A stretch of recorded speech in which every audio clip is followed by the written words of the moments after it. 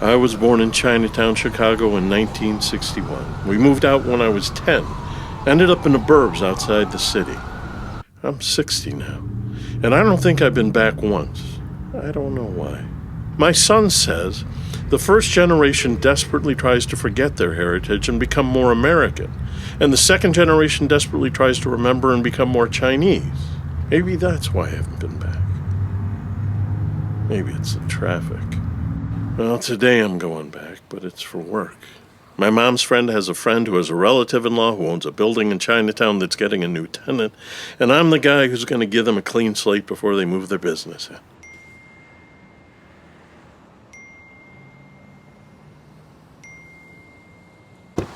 Guess I'll go for a walk.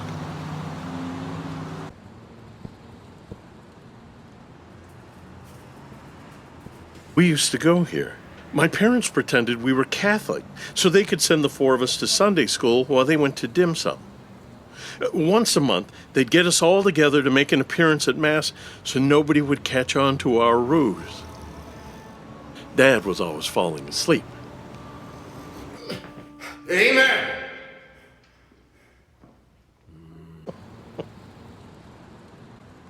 The Asian squat. I haven't seen one in years. Look at him. So majestic.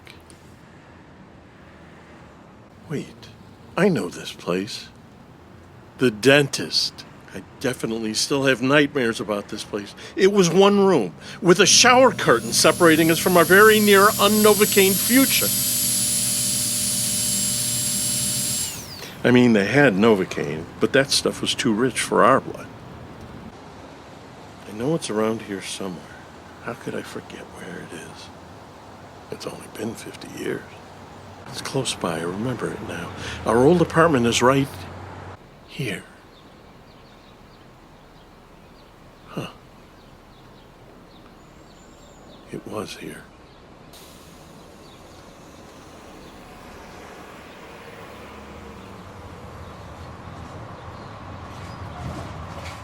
The fortress walls of Chinatown.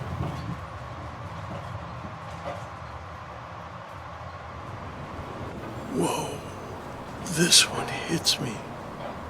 This tunnel, like sense memory. I walk past it every day, twice a day, on my way to and from school. My mom told me never to go through it. She didn't really say why, just that there was nothing over there for me. I took that to mean it was the end of the earth, or that there was a jungle so dense and so wild, I wouldn't survive a minute inside it.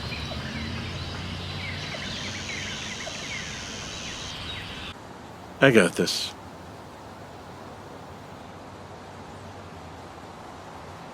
Never mind.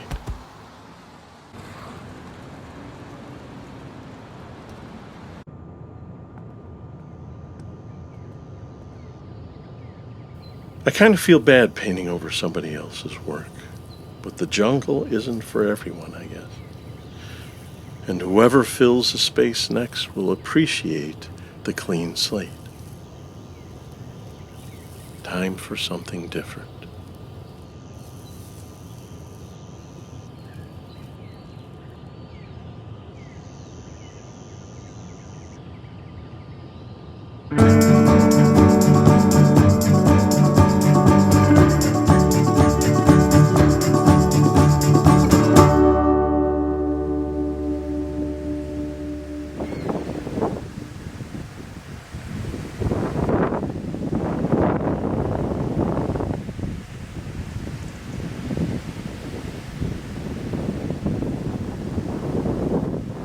Yeah, man, there were so many different cats. You know, I grew up playing jazz, so of course I'm looking at Miles and Tony Williams with him, the drummer. But then, you know, there's James Brown. Okay, James Brown, you know, so funk and jazz, and then, you know, the Latin music, man, and Dizzy Gillespie, who ventured into to Afro-Cuban and Brazilian. Yeah, anything in terms of just the African-based music that just made me move.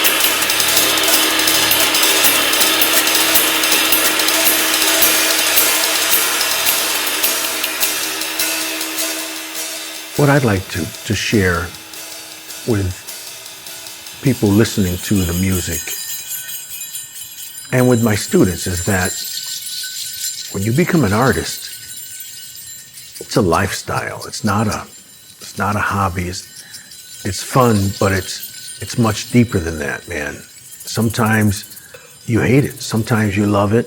Sometimes it hurts.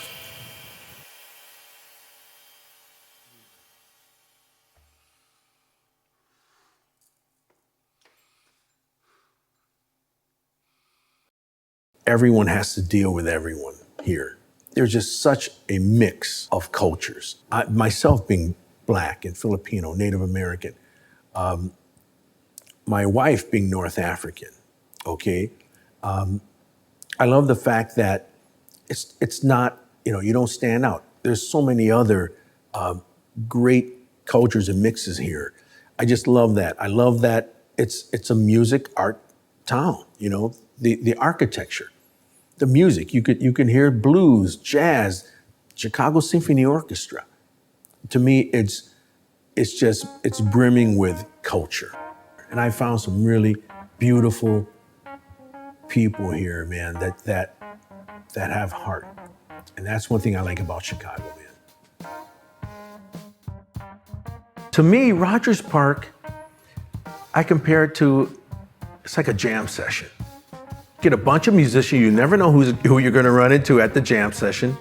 You're gonna have a great musician, great instrument, and you're gonna have someone just there with a harmonica where only 8 notes work, okay? But you all try to come together to make it work. Someone plays some, oh, I know that. We may never see each other again, but we are all here trying to make this jam session worthwhile, Some people can't deal with that. I need to have the music beforehand, or we need to practice. Every day is different for me. I'm leaving in the morning leaving at 7:30. When I come home at 1 in the morning, there's no place to park. Just call it Rogers No Park. I see so many different things, man, and I love it. This is what makes Rogers Park such a great community, because you never know. Yeah, I think, and the beach has a lot to do with it too, man. I love the beach. There are mornings when I'm able to catch the sunrise. My front window, 3rd floor, faces the lake, and that's where I spend my affirmations. Looking out the window, just go, thank you for no matter what's going on. Thank you for just me being able to have this opportunity, just this second. And trying to gather my energy for what's going to happen next. But yeah, Rogers Park, it's inspiring, man. It inspires me. It used to bother me when I would drop a stick. You drop a stick, but the music doesn't stop. Before I would drop a stick and I'd stop and I panic, I'm less worried about the music as I am the message now. And yeah, man, it's so freeing, much more freeing for me now. And I try to get my students to realize that. Professor, I'm nervous. I'm like, nervous? And I say, man, nobody cares about you. I say, because people are here to hear the music. You're delivering the music. You're the messenger.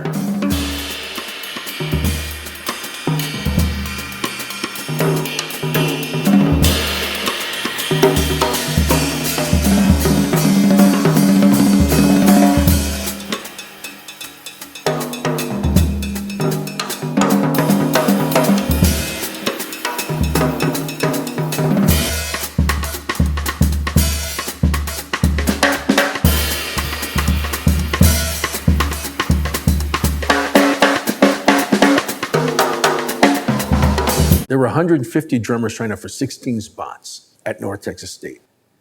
My drum teacher didn't even know my name. We're all known as Next. The guys who were just kind of there trying to learn Next. And because I was still underage, I graduated when I was 16, I didn't go out to the clubs. So I'd spend 6, 7, 8 hours a day practicing. And I broke my ankle once and I came into my session lesson And I think that was the first time the gentleman looked at me and he said, "You better be ready. I don't care about your ankle. You better be effing ready." So I tried to play with a broken left ankle, shattered it, playing ball, and I couldn't play. He was like, and he slammed his sticks down on the floor tom of his drum set and said, "You know what? You're wasting my time, you're wasting your time, and you're wasting your parents' money. Maybe you should consider doing something else." So I gathered my sticks and I just went up to I had on my crutches, I went up to my dorm room and I was crying. But I just kept practicing, kept playing. And again, I wasn't a part of any cliques. It was just really myself hanging with music. And so I ended up going to UW Milwaukee. And then I just started gigging and I started touring. And I was in the middle of a 8 or 9 month world tour with a gentleman, guitarist named Al Di Meola, fusion guitarist. And we did Europe, we did Asia, Africa, and now we're in the Western Hemisphere, States, and then we're doing South America. And I'm in Dallas, Texas, which is 30 miles from Denton, Texas, where North Texas State was, where it still is. And the drum set said property of the University of North Texas. I said, wow, because 30 years I wanted to hear nothing about North Texas because it scarred me. And so the guy from the school, he brought it because it was a special kit. I needed size. He set it up, said, okay, we're gonna sound check. Drums, kick, snare, tom, okay, everything. I've got about 4 months of serious like tour chops. You could crush bricks with your hands. And the guy who set up the kit said, wow, man, you sound great. What's your name? I said, Ernie Adams. He said, well, where'd you study? I said, well, I studied like right up the road at North Texas State. He says, wait, I'm a teacher there. And for 30 years, I didn't even remember this guy. I said, wait a minute, you're Henry Oxtell, right? He said, yeah. I said, you were my teacher 30 something years ago. And he goes, really? I don't remember you. I said, Henry, you didn't know my name back then. I said, man, you actually told me that I should consider doing something else, that I was wasting your time. And I wasn't saying it to throw it in his face, but it was kind of like, because when he said, I teach there, it was like a flood. And if someone would have asked, hey, who was your teacher at North, I would have known, but seeing his face and hearing his voice, I remember Henry Oxtell. And I said, well, man, you didn't know me then. He said, I'm sorry. And I said, Henry, don't apologize, man. You gave me the greatest lesson I've ever had, which is no matter what anyone says, persevere, keep pushing hard, man. And it's to the point now when I get pushed back, it fuels me. Someone says, I don't think this drummer's cutting it. It's on. They have these huge stock pots. It can hold like 30 gallons, I guess. And they put in bones or shells and vegetables and water all the way to the top, and they'll boil it, reduce it down for 6 hours. And then they have this really rich stock. And I compared that to my music before I got married. It was full of music. I'd wake up and it's music. I'm on the way somewhere and I'm preparing for this gig tonight by practicing, everything happening, go to sleep with a song in my head. That was a full stock pot. Man, after I got married, I finally had time to miss my music, and so it took up less space in my stock pot, but it was more flavorful. It was richer. And it's great to get away from it, but when I do get back to my music, I'll bring my daughter to school in the morning. I'll come back, help my wife run some errands, do this, buy this, pick this up, fix this, get ready for my gig. And before I start my gig at 8, I call my daughter, say, sweetheart, have a great night. Okay, I miss you, I love you. But then I go to play and it's now my time. And man, it's like I'm famished. It's just, and first thing I do, I have to say, man, sometimes I just look up and just go, thank you. Thank you. I'm sitting in front of my drums and I'm getting ready to play with some great music or whatever it is. I'm playing music again. I'm in the moment, and I'm having conversations, musical conversations with myself, with the pianist, with the bass player.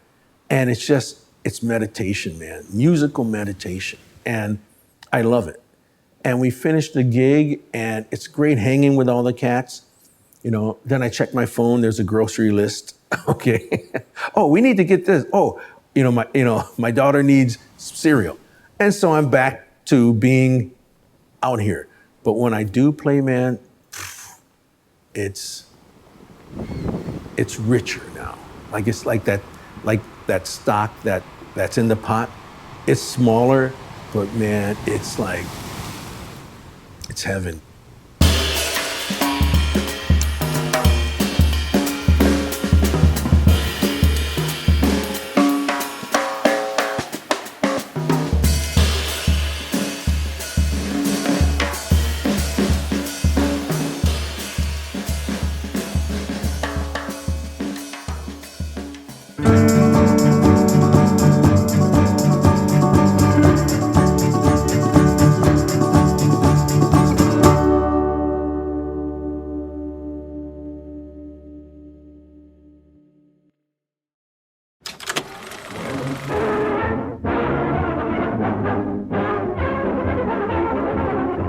Bud Billiken himself, founder of the annual celebration for kids. Bud Billiken, as he calls himself, is really David Kellum, editor of the Chicago Defender, and he founded Billiken Day 16 years ago.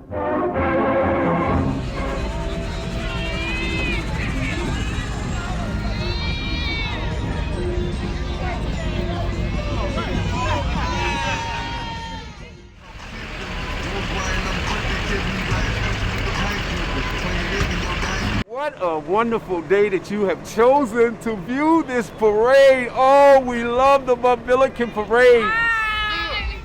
My first Bud Billiken parade, I had to been about, I was like 5 years old, and I was going out with my mom, my dad, my brothers, get up like early first thing in the morning.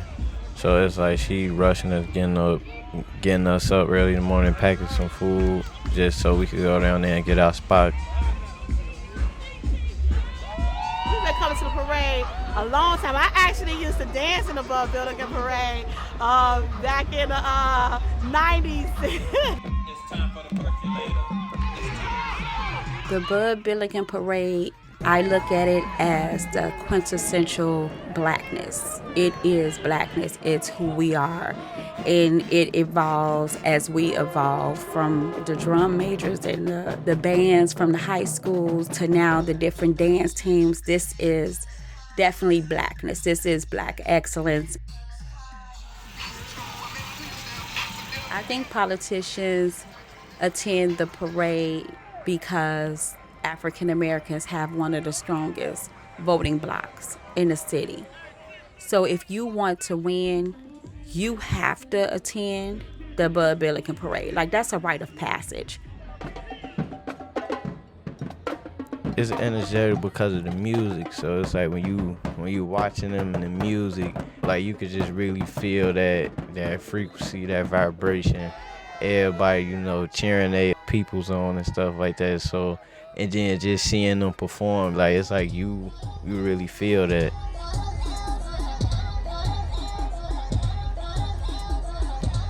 Dear Bud Billiken, I thank the Defender's creator for making you. You have been such an instrumental part of my life. I have shared you with friends and family that has now passed on. I have been able to experience you from the time of me being a little girl hoisted up on my father's shoulders to now being a grandmother with my grandsons and my granddaughter, anticipating you coming down the street. You have given us as a black community an outlet to show our creativity, to show who we are. And for that, I am forever grateful.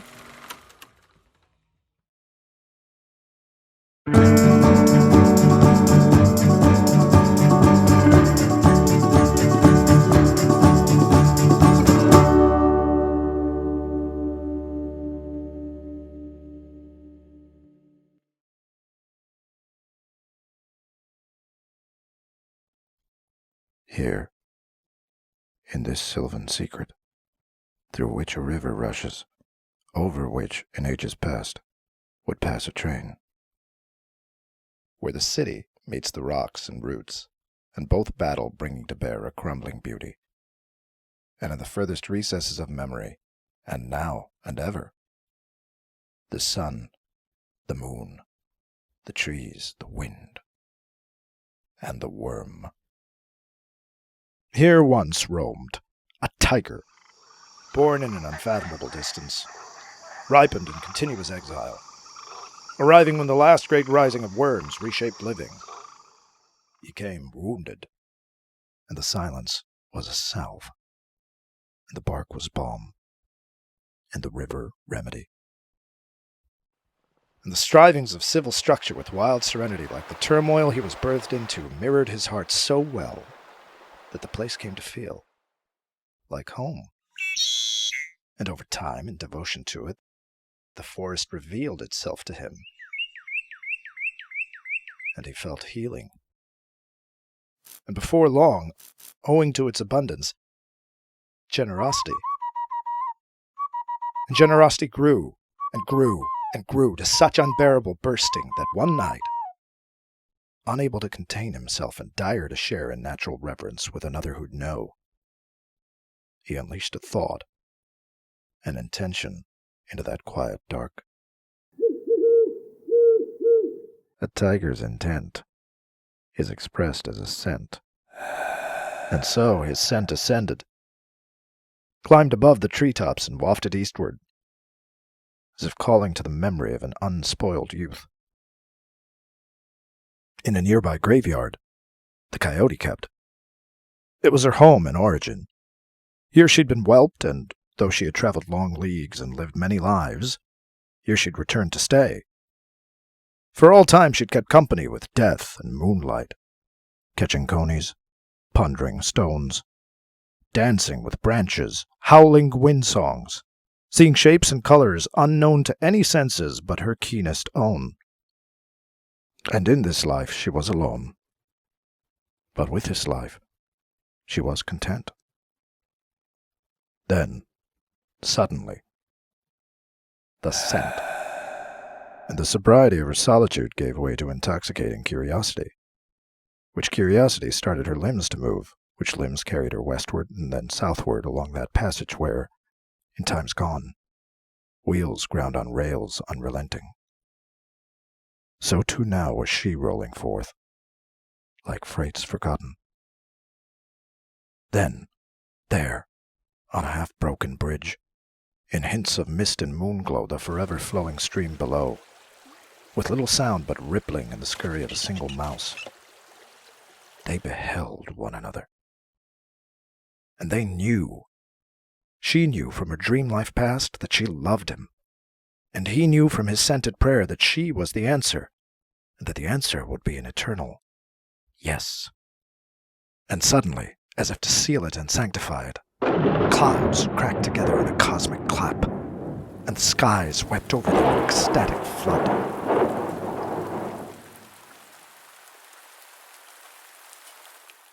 And it was made. Hereafter, they began walking together, and along this bliss path, he pointed her to all the charms of home, and she taught him her wind songs, and how to see her shapes and colors, and he showed her to the choicest hunting grounds, and the scents, sounds, visions of his ancestors, far from here, but close as his heart's beat. And deeper still was this, that they both felt held, comforted, special in the other's sublime company, and finally, above all else, known. And then came the worm's turn. Worms, you see, are patient and work together over expansive spans to break down and regulate extravagance. They dispense humility. Where there is glut, they eat away the excess. For the earth must survive and the worm must survive in order for anything, however brief, to thrive. So miracles appear and vanish. in their mealy mouths. Tiger had carried in his gut, since his last exile, a long sleeping assassin of a worm who now began to wake, and after such slumber was due to feast. And so the worm gave a nibble. Tiger felt a slight tug of dissatisfaction. Unaware of what had begun, it seemed to him anomalous, a glitch. Coyote, with her keenest of senses, noticed. Both believed it would pass like a brief breeze. But it sustained, gnawing at his insides resolutely. Dissatisfaction became hunger. As much as he ate, he could not be sated. Coyote now saw the way Tiger spied her, and felt less safe. But still she stood across from him, unwilling to abandon him, yet growing uneasy. In due course, Tiger became ravenous, saw Coyote through wide, famished eyes, bared his teeth to her, and foamed. Coyote, a consummate survivor, but still unwilling to abandon him, was now beginning to shut her door to the passage of trust between them. Who could place blame? Tiger, starving now from the worm's banquet, maddened but adamant against consuming his soul's companion, turned away from Coyote toward the river, fixed fiercely on her reflection in the water. Her heart slowly splitting in two, one half wishing he'd turned back around, and one half hoping she'd soon be spared. Coyote, yet unwilling to abandon him, watched Tiger stalk her flickering likeness, with a locked intent to devour. He was at the water's edge, crouched, his sanity hanging by a hair. She prayed for his return. He pounced upon his prey, and was swallowed up himself, the soft mud sucking him down into absence.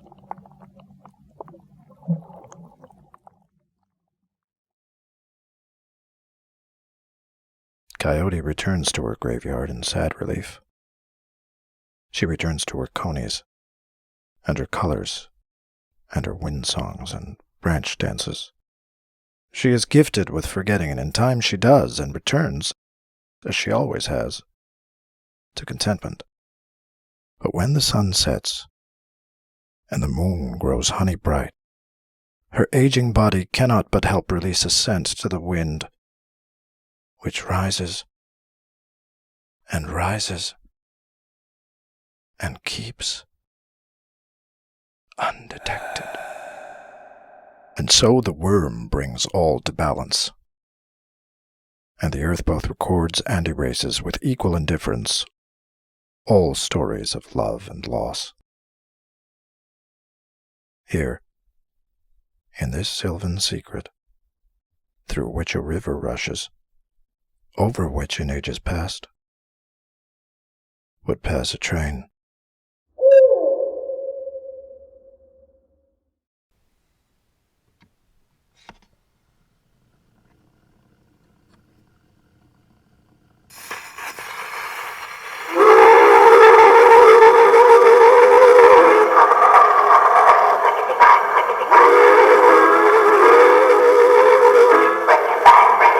I hear a train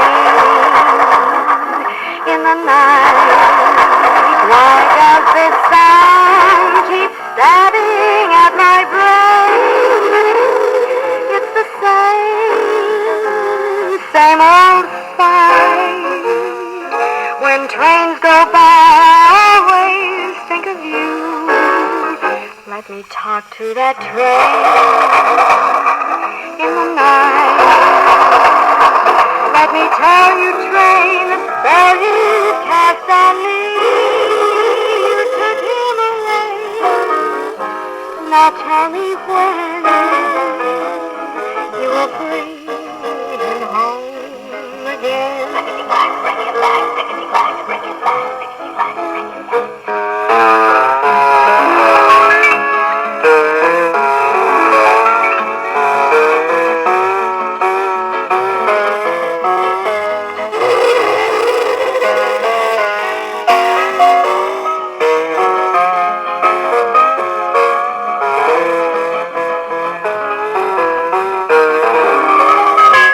and talk to that train in the night. Let me tell you, train, the spell you cast on me took him away. Tell me when you will bring him home again.